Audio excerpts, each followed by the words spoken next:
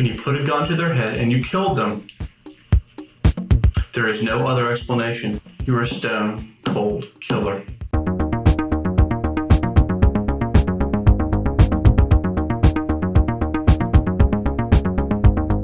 Cheers to the man who makes it happen for us. Happy birthday, John. Cheers, John. We love you. Well, you were gonna be our surprise shot dedication for today. I feel like when it's our birthday, surprise shot goes to you. Okay. I do want to make sure I shout out our newest Patreon member, Tina. Surprise shots. Surprise shots. We don't know what they are because they're a surprise. All right. Cheers. Cheers. Cheers. I have a guess before we do. Yep. Oh, what was it? Oh. Actually, I was wrong. Oh. It was 99 proof pineapple.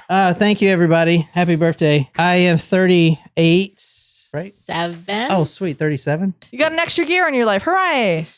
Shit, I'm almost 40 years old. Almost. Not yet. You have time. All right, we have a story tonight for you guys. I don't know if you've heard it, but do you guys want to get started? Yes. And Natasha, very good to see you. Hope you're doing well. Natasha, what's up? And we're going to 10905 Powers Avenue in Cockeysville, Maryland. So this is weird. I have not been here on Google Earth at all. Yet I type in that number and it's the first one that comes up. Did you search it though on regular Google for you? Yeah, I did search it on the map. That's probably why. Fucking damn it. Always watching me and shit. All right, here we go. That's like on Christmas. Whoa! Sorry, Jen. Go ahead. My Christmas. family got me an Amazon Echo Dot, and I didn't know how to respond because, It was going to listen to your response. yeah, Would you buy this house? no, because it's probably a murder house. What? Why would you say that? If it was located in Charleston, South Carolina, perhaps. No, it'd be worth. It wouldn't be as expensive probably as it is in Maryland. So what? I mean, Maryland's expensive. This part of More Maryland. so than South Carolina, probably. What? Because we're a bunch of inbred hicks down No, here? No, but it's close, like closer to the certain cities. Metropolitan area. Yeah. What? So I love my cousin?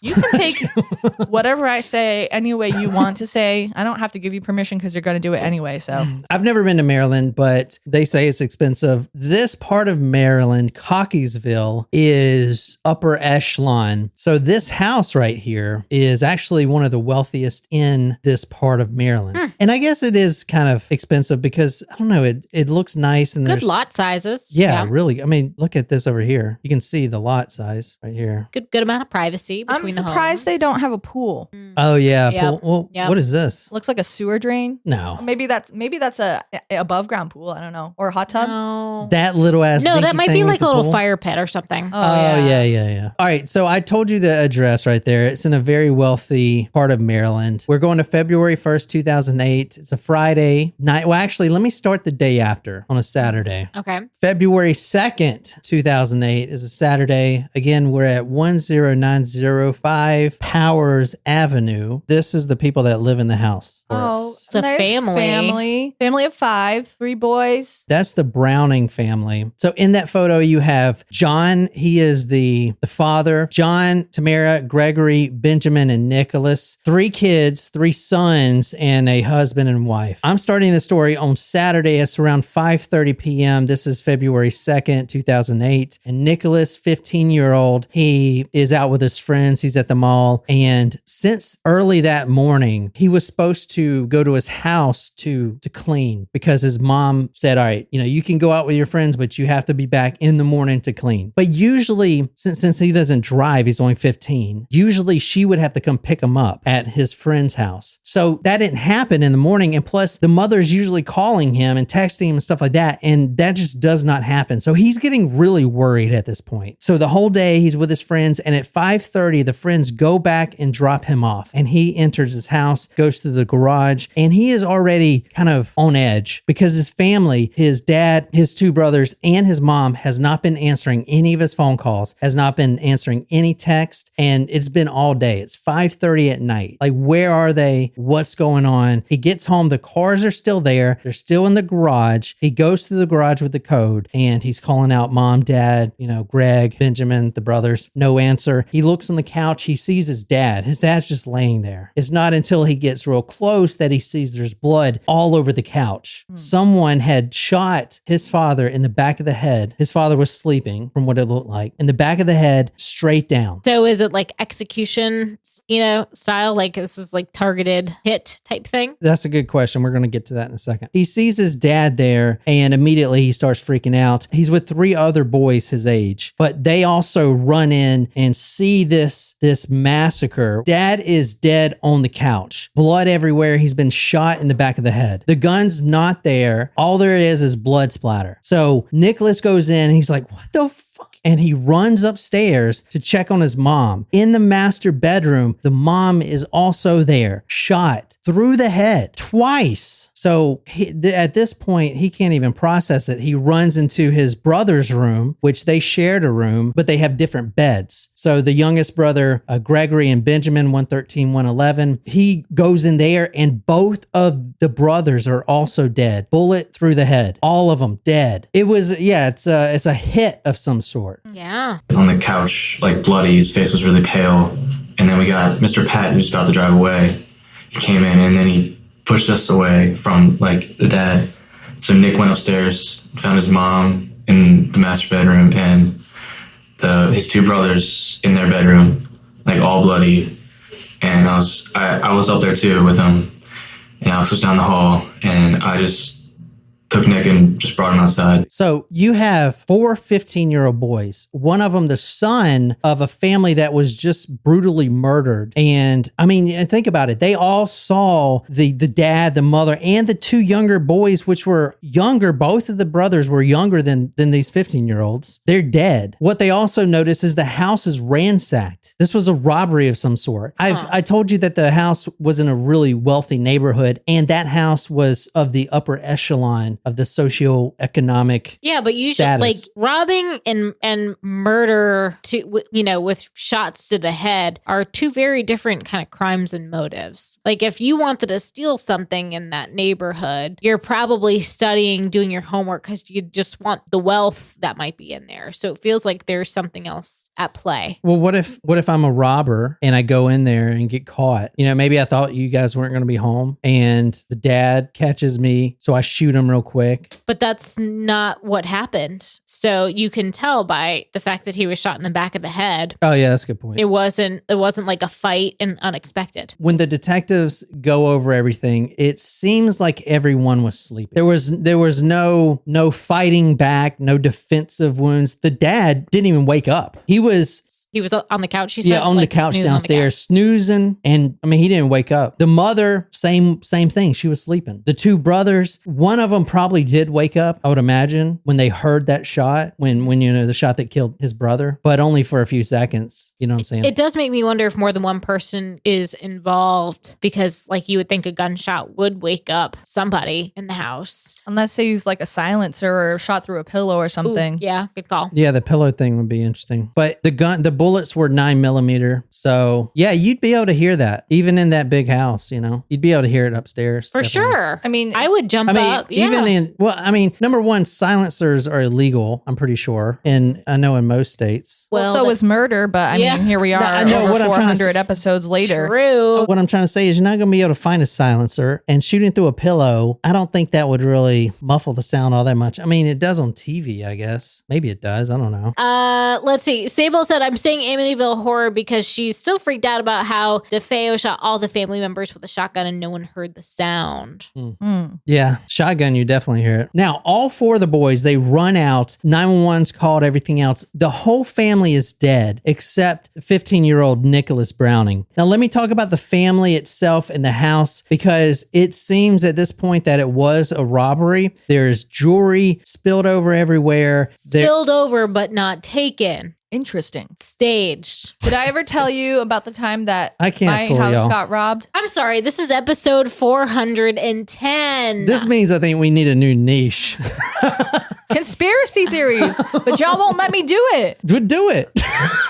Do it. Let's talk about the family. The father, if this was some sort of robbery, there is motive for a robber to target not only the family for wealth, but the father's is a practicing attorney. He does mostly real estate and commercial, but he's very well known in the community. I was looking at the law firm. Apparently, this is the oldest law firm in the whole town, and it's the most like prestigious, and he is a partner there. The family is extremely well off. They have real estate holdings. They have summer houses. I mean, you saw their house is really nice to be in that part of Maryland. There's a lot to take there if robbery was the motive. And a little bit about the family. They're not only rich, they're well loved and well known. The father, for example, is a scout leader. He is a church leader. The family itself, they do everything together. The kids, all three kids, they go to sporting games. They'll be at every football game, high school football games, middle school. You have Nicholas, who's playing lacrosse in high school. The other two brothers playing their sport, lacrosse, basketball. So they're going to all these games with each other. They're in the church every Sunday. They're out on the church trips. They do the camping trips and all that stuff. And plus being an Eagle Scout leader, I mean, they're really tight knit and really respected. They don't flaunt everything. If they did, they'd probably have that huge pool. You know what I'm saying? They don't flaunt their wealth, but you know that they're very wealthy. The children, you have Gregory, 13 years old, Benjamin, 11. Both of them, well, all three of the brothers, even Nicholas, they're AP students in their classes, top of their class. Not only that, they're popular. They're the cool kids in their classes and schools. They're well known. They're well loved. They're always smiling. They were quiet, wealthy, active members of the community. So obviously we have to find a killer. So let me go back to that night, the night that this happened, probably around 1:30 to 3 in the morning. Somewhere in that time period, there was 4 family members brutally slain. All right, so let's actually go back and see the timeline here. Friday night, the 15-year-old Nicholas Browning, he is over at his friend's name is Ryan Fingles, like Pringles, but Fingles. Now, these are all 15-year-old kids. And I have 10 Fingles and 10 Toggles. The day prior to that, so Friday, Nicholas is at school. He does his lacrosse training, stuff like that, a basketball game. And then all 4 of the friends, they converge at their friend Ryan's house. They're just going to bullshit, drink a little bit. They've been doing that lately. In fact, Nicholas has been getting in trouble with that. He's gotten in trouble at least twice for drinking. He's 15, right? You shouldn't be drinking. But they were going to just chill, watch TV, play video games, stuff like that. There was a sleepover. They watched Robin Big and the movie Accepted, and around 10:30 they kind of dozed off or whatever. Around midnight, Nicholas tells his friends that he's going to go to his house, which is a 20-minute walk. He wasn't driving because he's 15, so you can't drive at night or whatever it was. So he's going to walk home, which is 20 minutes away from where he's at now, spending the night. He's going to grab his car and come back and pick them all up. Now, all 4 friends, they're going to get in the car and just kind of ride around, maybe joyride, maybe stop at McDonald's, stuff like that. Get a McFlurry. I see. Yeah. So now what's your theory? Sounds like some teenage shenanigans to me. Yeah, it ain't looking good. All right, let's the teenagers. Okay, all 4 of them. What do you think? They just went in there and killed his family? I mean, where would they have gotten the gun? Was it the dad's gun? The gun was later found. It was the dad's gun, yeah. The Browning family had a lot of firearms in the house. They had a 9mm. They had a 38 special. They had a 40 caliber. So they had, which is kind of a rare gun to have, but they had quite a few guns in the house. And all the kids were proficient in shooting as well. So it was the father's gun. The murder weapon was found on, I think it was like Shore Road. We can look it up on the map. I think it was like a couple blocks away. It was in the bushes. Well, if I had to make a guess, or are you asking for a guess now? Or Yeah, go ahead. I mean, you mentioned how like the family was well liked and they were wealthy, and the kids were all very smart, top of their class. So it could be one of Nick's friends was like jealous of what he had, or maybe Nick, they were all hanging out and Nick like pulled out the gun to like show off the gun, and maybe they got into an argument and like there was. So it's like an accident? No, I don't think that brutally murdering 4 people could be an accident. But all right, so We know it wasn't because of how they were killed. All right, think about this. Exactly. So it can't be just a spur of the moment thing. They were all killed in their sleep. But think about this. If it was just, all right, I got a problem with Nick's dad. You kill the dad. Would you kill a 13 and an 11-year-old just because? No, that's why I'm saying it wasn't because of like any individual family member other than maybe Nick. Unless it was Nick because, maybe he felt entitled to something and his family was like not, I don't know. I don't know. Police start tearing up the house. They notice that everything's already ransacked. They notice, for example, that the basement where the perp must have came in, he had stacked up an Xbox and put a Nintendo Wii on top of that, like he was going to carry it, but it was too heavy. They also noticed that there was no broken windows. There was no bashed in doors. There was no busted locks. There was nothing. There's no forced entry. So the first question they have is, okay, there's no forced entry. How did they get in? Well, the 15-year-old must have had a key. Okay. Or they left a key under a mat, or like the door was unlocked because they knew that he was out. When Nicholas goes to get his car, they're going to joyride. He leaves around 12:30, 12:30, somewhere around there. 20-minute walk, get the car. Now he's going to be doing this like surreptitiously, so his family doesn't see him taking the car because he's not supposed to be driving. But he's going to do it real quiet. So he's going to keep the lights off. You know how you do when you're 15. You know what I'm saying? And then, even though I remember my brother tried to do that and he backed into a ditch. He needed to call Dad to help him out. No, it was just really loud. Everyone could hear it.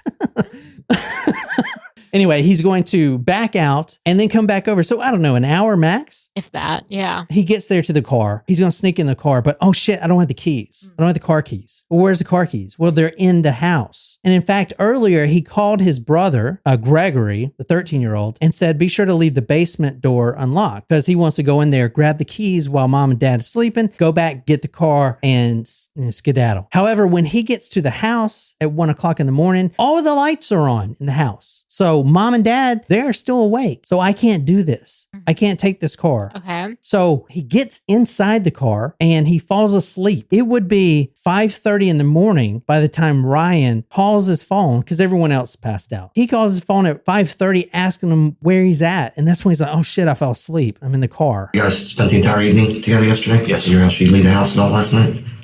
Just walk around the neighborhood. Okay. How far do you live from where he lives? Half a mile. Half a mile. Did you guys go over there? No. Did he? Yes. What time did he go over there? Like 12:30. Last night? Yes. What did he go home for? Truthfully, we were going to just take his car out. I'm sorry, what was his name? Nick Browning. Just take his car out for a little drive. Okay. Did you guys do that? No. All of you were there? And he said he fell asleep. So he didn't get the car, and now there's been a lot of time that he has not been with his friends. You know what I'm saying? I mean, 5 hours, right? Unaccounted for. Unaccounted for. Okay. And the murder I'm happened. gonna feel real bad if it's not this kid. The police, they're like, all right, so you fell asleep in your car because the lights were on and you didn't get the keys. Okay. They question the other boys and Nick goes back over there. They go to the mall. Like I said, they're at the mall. One of the boys said that Nicholas had the keys in his jacket. He had them. He didn't know they were there. He thought they were inside, but they're not. He had them the whole time. What a mix up, right? So the detective's like, something's really not adding up here. I'm in homicide. I've been here a while. Stuff's just not adding up for me right now with you, okay? Something's really not adding up here. And then later, when the police keep flipping the house, finding everything, they're going to find out who killed this wealthy family, especially the two kids. They look for the gun safe key because the dad has guns. And when you have a 13 and an 11-year-old, common procedure is to lock them up. Absolutely. Where do you think they found that key? The key to the murder, the key to the gun safe. On the car keys. They actually found it under Nicholas's mattress. You've done nothing but lie to your friends. I couldn't find the car keys. I couldn't get in the house. All the lights were on. You got the car keys in your jacket. You have no idea where the keys to the gun locker are, yet they're found under your mattress. Which is kind of weird, right? Like, why would it be there? But they could have more than one key, I guess. All right. Should I just tell you what the fuck happened here?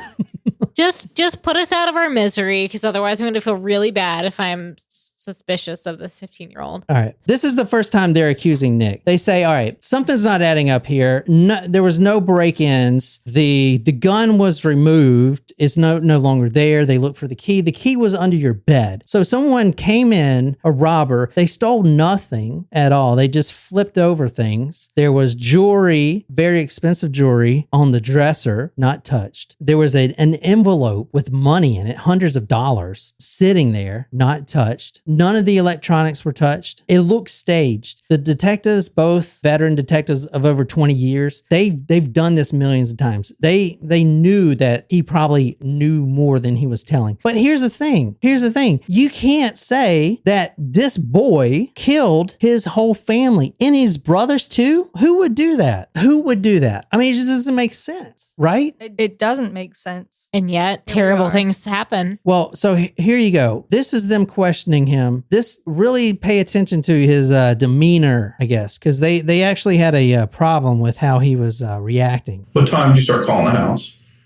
The first call, I think we called just because the kids were to come over tonight and we're saying little get together. And Right. I called it about 10 o'clock in the morning. This morning? This morning at my Okay. family's house phone.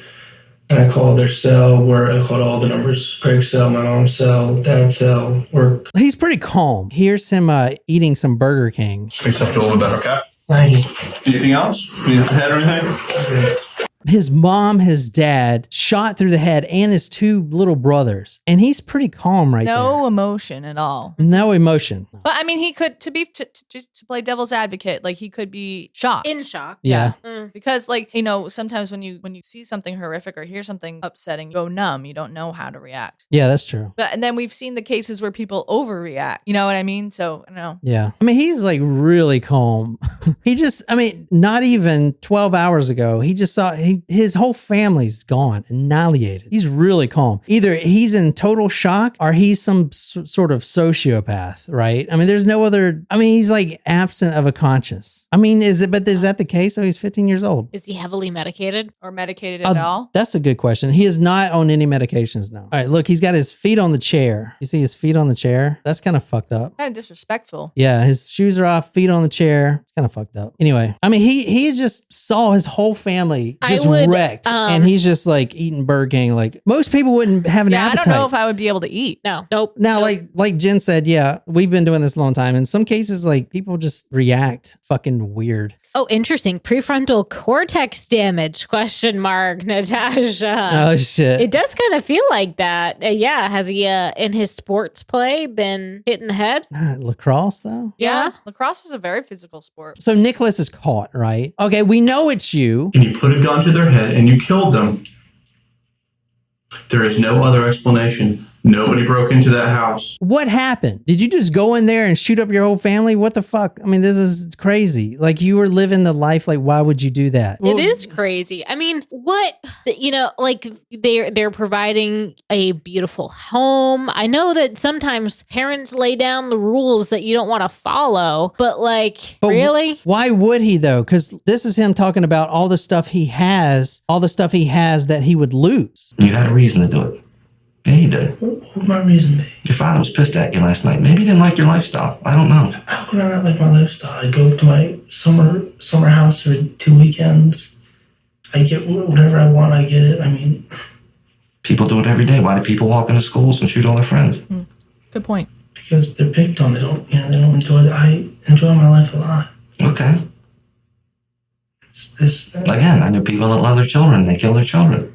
People love their babies, but they kill their babies. Fair. All right, if he's pissed at his dad, why kill the mother? I told you earlier the mother was sleeping. I told you the two brothers were sleeping. The dad was sleeping too. Why kill everyone? Maybe All he right, so he planned it so that it would look like a murder suicide for his dad. I'm going to go through step by step the murder from what he says. This is the killer, a 15-year-old killer, and this is what a 15-year-old psychopath looks like. Literally no emotion at all besides like self-serving, trying to, barter his way. As you'll see when in the interview, he's like, well, if I confess, I'll still go to jail. He's almost kind of like saying, okay, I'll confess if, you give me 10 years or whatever. I'll confess. You know what I'm saying? He's trying to barter his way if he's going to confess. He's not, his whole family is murdered, dead, gone. They're gone, the whole family. And he is just no emotion, right? All right. Let me talk a little bit about a potential motive here. The father was really hard on Nicholas. He's the oldest one. He's the 15-year-old, the oldest one. He's a Boy Scout going to get his Eagle Scout badge or merit or whatever. And the father, he has this very high expectation for the oldest son. Nicholas starts drinking. He's underage. He gets caught twice. The car gets taken away, stuff like that. The father, from what he would say, is not abusive physically, but emotionally abusive. It would come out that the mother, Tamara, allegedly has an alcohol problem. So like Nicholas can't drink, but he can see his mother drink every night type of thing. Now, no one can corroborate that because everyone's dead besides him. So we got to take what he says,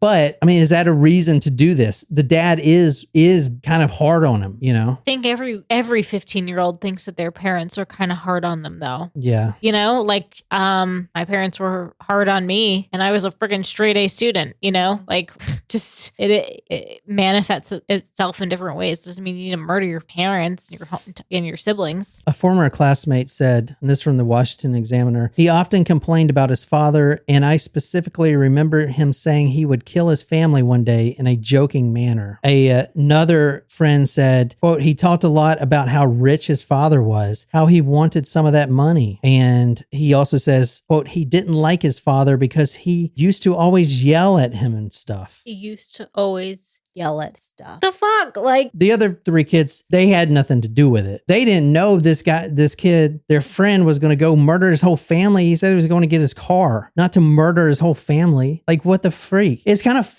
this is what's really fucked up in my opinion. Yeah, the family's dead and that's really tragic. But what is also tragic is you staged this whole thing and included your three best friends, not only to be a part of it, but to see the dead bodies of every one of your family members. That is so fucked up. I can't even explain. Like that alone, I think is almost as bad as the murders itself. You traumatized these three 15-year-olds. And if you really, to watch the interview, one of the boys, Trey, when he talks about seeing the bodies, I remember him saying that, oh yeah, and the mother was like that, the blood and stuff, like the blood, like kind of trying to downplay it in his own mind because he just saw something so horrific. Yeah, it was the same. It had the blood on it and stuff, these boys are traumatized now. So you wrote all of your friends in it to like be an alibi. And you also made them look at your dead family's bodies. That is so fucked up. Holy shit. Yeah. Alex would say that Nicholas often, quote, and I guess he calls him Hitler, end quote. He also said that his brothers were, quote, annoying and his, quote, mom drinks a lot. That's what Alex would say. But here's the thing. Nicholas says to the detective, all right, okay, if I confess, quote, even if there's a reason, I still go to jail. And if I tell you a reason, that'll somehow change my jail sentence? A lot of people would say he has antisocial personality disorder. From researching on here, it's the same as being a sociopath. So disregard for violation of others' rights, failure to conform to social norms and rules, which he was repeatedly doing. Remember, he was getting in trouble a lot and he kept doing it. Also, go back to that video I just showed you. Was his legs not propped up on a chair in a police station? Who the fuck does that? Like, who does that? Like, if I own the place. Right. Like if that's, I'm trying to think about like my reaction would most likely be like, I probably would be, even if I wasn't crying, I would like my reaction wouldn't be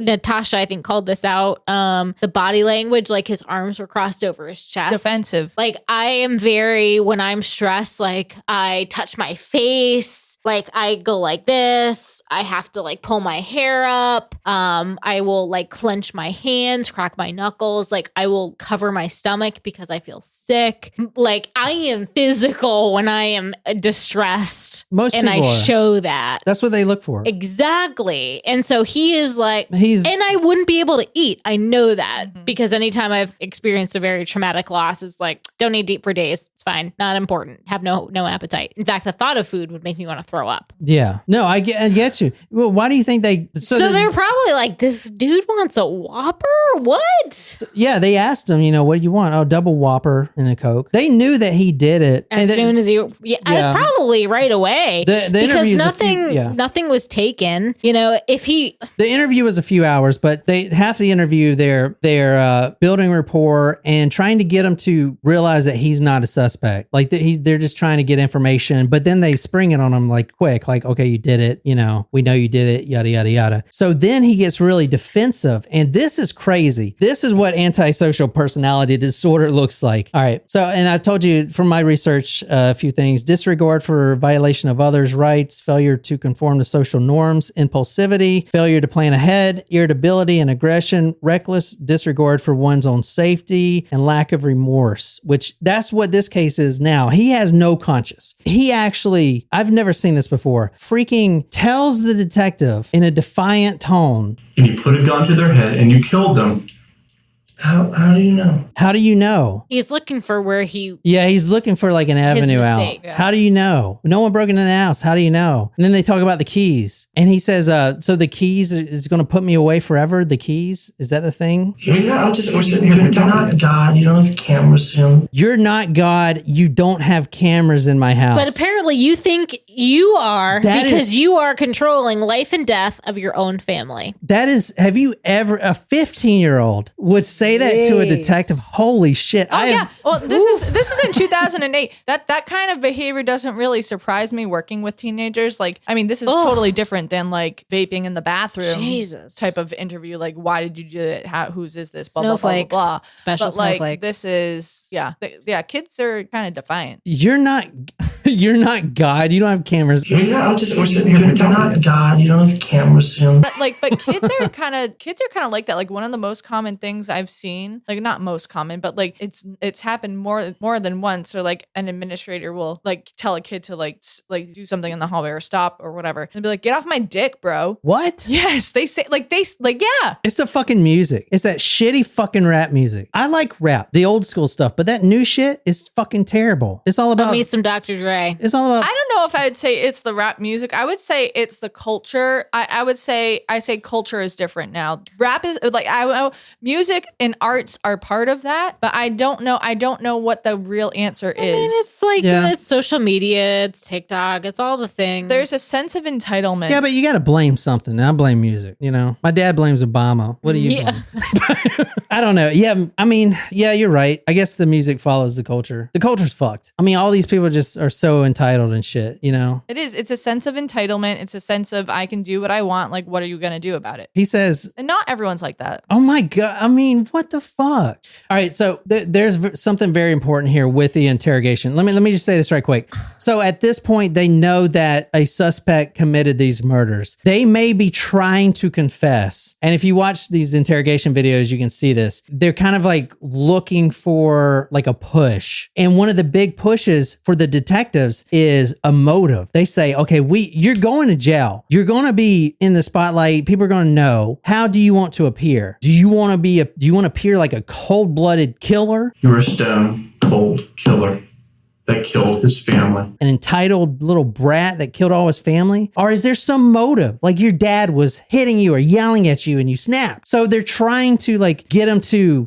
confess by giving them a reason almost to do it. Not that he's just a cold-blooded killer, but these detectives sit here for almost 2 hours back and forth with this kid because he's antisocial personality and he has no remorse. So he's not buying into that bait. You know what I'm saying? Like, so it's very frustrating to sit here. That's why he's like, you don't know for sure. I was gonna say, like, it's amazing how, the dad may have been trying to discipline his child for drinking underage, doing the thing, and the reaction, sure, like, again, maybe I'm kind of saying this is a generational thing, but our reaction would not have been to murder somebody. I know, right? I mean, and I just like that kind of makes me a little hesitant resident, like in the future, like if I ever get married and have kids, it's like, is my child going to kill me? Like, Yeah, because he has 3 of them, and they're all good kids. Nick is a good kid. Everyone loves him. He's a top student. He's popular. He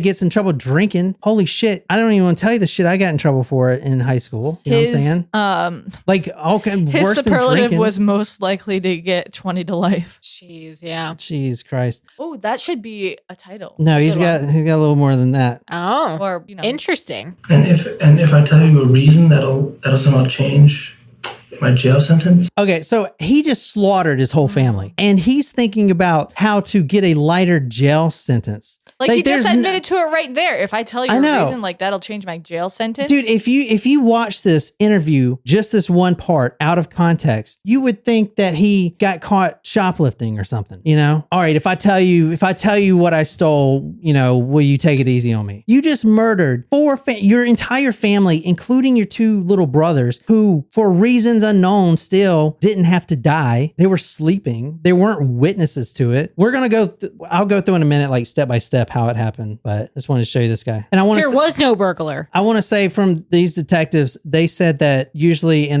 like 99% of the times, a burglar will not murder unless he's put like kind of pushed up against a wall in a situation. Usually they'll flee. They're not murderers. They're burglars. He spent his hours concocting some silly story the jury's gonna see right through. Not a story.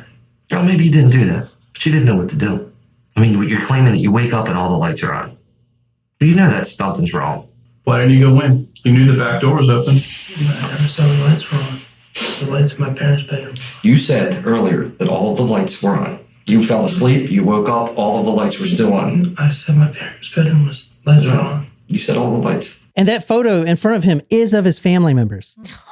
I was wondering. That's So the detective actually put it in front of in his family members. Yeah, this interview is kind of crazy. I'm not gonna lie, this is a crazy one. And so he's looking at his dead family right there. It's crazy. Also, it's kind of fucked up. I wonder if he slept in the house. Oh, I don't like that. They never asked him that. Oh. They never asked him that. But They're assuming that. Now they're insinuating that right here. But if he would have, so he left, got to his house at 1, killed his whole family by 2 or 3. He ain't gonna stay up till 5:30. That's when Ryan called. I bet he went to sleep. Listen to this. You've done nothing but lie to your friends. I couldn't find the car keys. I couldn't get in the house.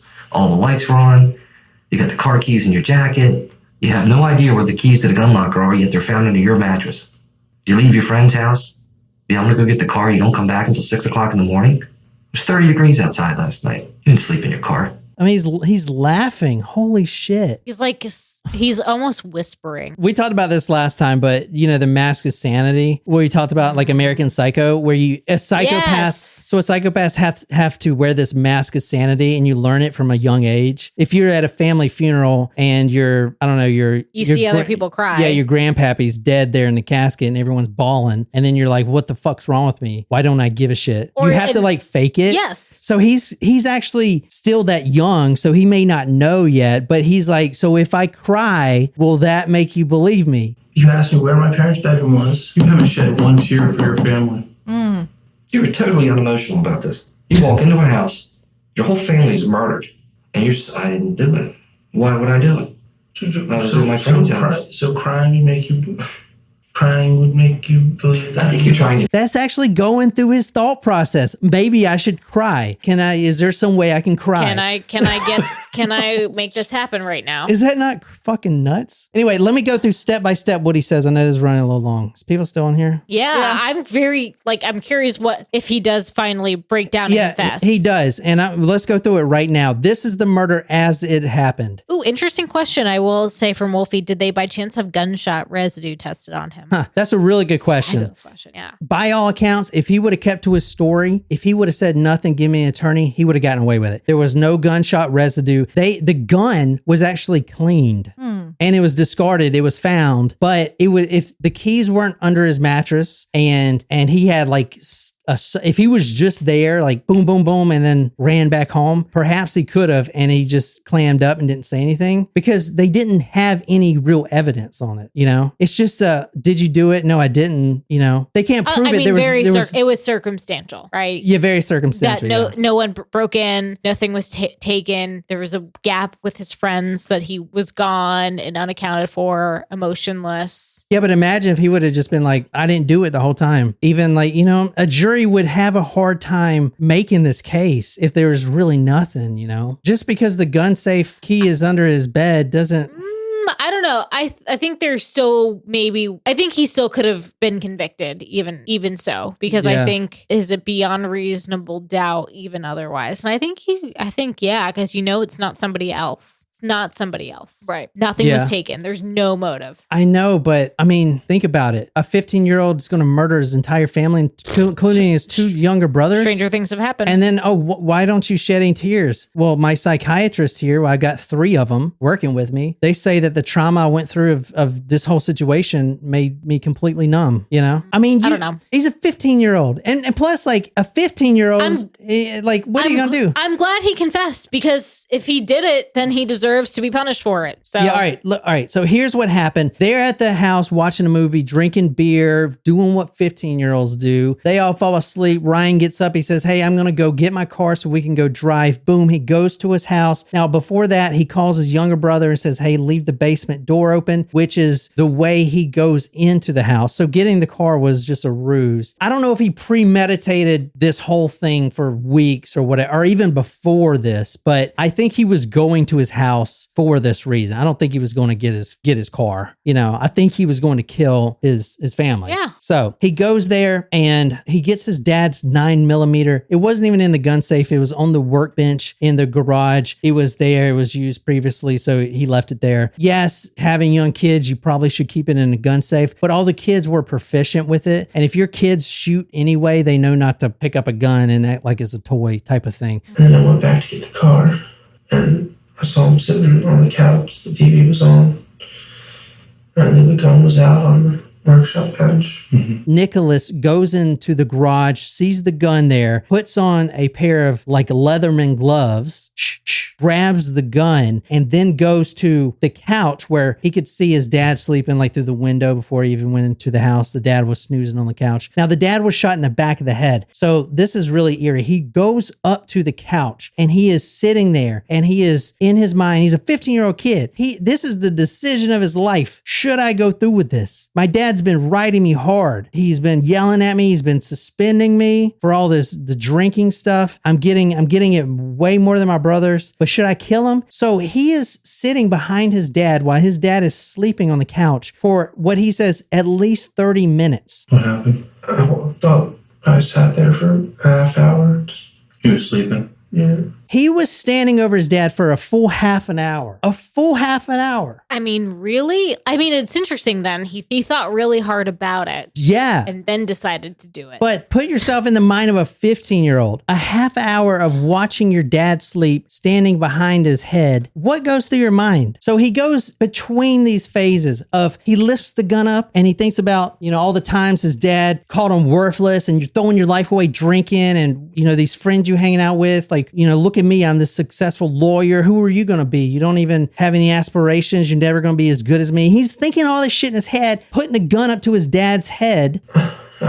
I went between putting the gun up to his head and pulling it back down. Thinking all this, and then he puts it down and is like, well, think of my future. You know, what will my future be like? What if I get caught? You know, as a 15-year-old, he's going through this, puts it to his head, brings it down, up, down, up, down, up, down for 30 fucking minutes. Holy shit. I mean, that just blew my fucking mind right there. Yeah, that's a long time. Like, I just don't understand. I think that's all I can say is I don't get it. Like, how could you think that this was a good idea? He says, quote, stood there for half an hour, and then I went between pulling the gun up to his head and pulling it back down. I was looking at him, raising the gun, putting it back down, and then I raised it one last time. That's when he shot. Fucking crazy, is it not? It's interesting how you mentioned the whole mask thing and the crying thing, because now he's crying. I think he's even faking it now. It just doesn't seem real. Because he felt like that's what he's supposed to do. Yeah, that's called the mask of sanity. So a half an hour there, and then once you do it, that's it. But why even? Okay, you killed your dad. What the fuck? Go, leave. But your dad's the one that had problems with. Why go kill your mom and the two brothers? And he's saying it just went off. And I'm not sure if I meant to pull the trigger or if it just went off. It just Right? Yeah. And so Wolfie calls out, it just went off. Just went off 4 other times. He ran into my knife 10 times. Right. What is he, Alec Baldwin? Behold. And the fact too that like he literally said to the officer earlier, like, why would I do it? Like I literally get everything I want. Like you can't unmurder somebody. Oh, you think that's fucked up? Look at what he says here right quick. Where's this gun gonna be found?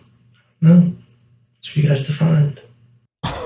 Where's the gun gonna be found? I don't know. That's for you guys. That's for you guys to find. That is fucked up. Like, I mean, he's like, oh my God, this guy fucking makes my blood boil. I want to backhand him so bad. Anyway, so he finally pulls the trigger. Boom. This is also really fucked up. I mean, the whole case is fucked up, but it gets kind of worse. How? So, Oh, because he killed the rest of his family. That's right. well, why'd you shoot him in the head? Quote, I just figured it'd be quicker. After he shot his dad in the back of the head, quote, I realized I couldn't walk away from that. The mom wakes up. Upstairs in the master bedroom, he can hear the mother going and seeing what that was. It was a huge freaking bang, but she was sleeping. So maybe, she just had a nightmare or whatever, woke her up. The whole house is silent. She never comes downstairs, but he, for the next 30 minutes, will sit on the couch next to his dead father and wait for his mom to go back to sleep for 30 fucking minutes. Wow. Jeez. Because it's better for him to kill his mother than for his mother to find out that he killed his father and not forgive him for that. Right. Quote, I waited for a little bit before I shot her, end quote. Like if it was really all about the dad, it could have stopped right there. He sat on the couch for 30 minutes by his dead father, just sitting there silent because he doesn't want to make a noise because the mom's already like, what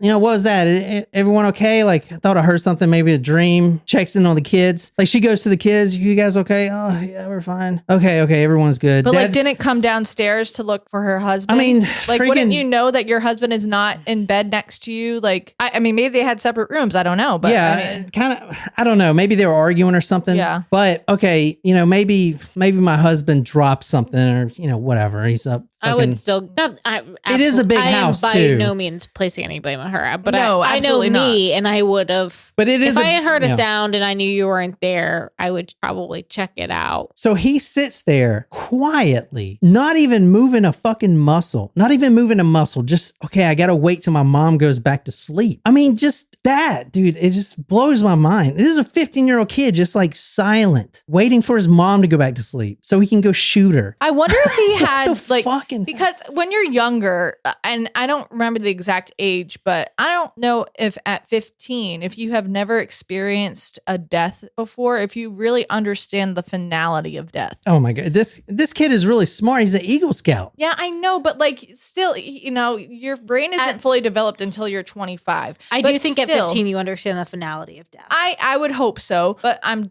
trying to look for the the good in everyone, Yeah. I guess. But what did he expect to shoot his dad while he was asleep and then have him wake up the next morning and pour him a bowl of Cheerios? Like I don't think he thought about the consequences, but I think he knew the finality because he thought about it for 30 fucking minutes before he did it. But he could have also shot him, like, and maybe not killed him, like, and injured him. Even if he shot him in the back of the head. Yeah, you I ain't know. coming back He from knew that. he was dead. No, I know, but Especially if he's saying, experienced with guns. Yeah. He knows how to handle them. He knew what he was doing. 100%. Okay, but here's the thing. Why kill the mom and why kill the other two kids or the other brothers? That doesn't make any sense to me either. Well, even more so. Well, for me, I mean, the mother, like, okay, let me just throw this out there right quick. The father does have a pretty sizable inheritance. Yeah, which you ain't getting, kid. Yeah, but you would have to split it with two brothers.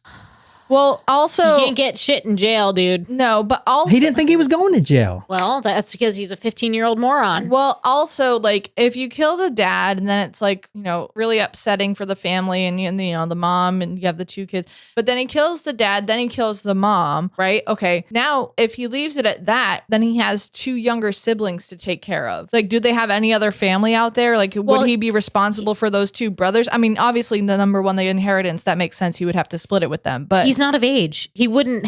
They would be in Foster care or family care.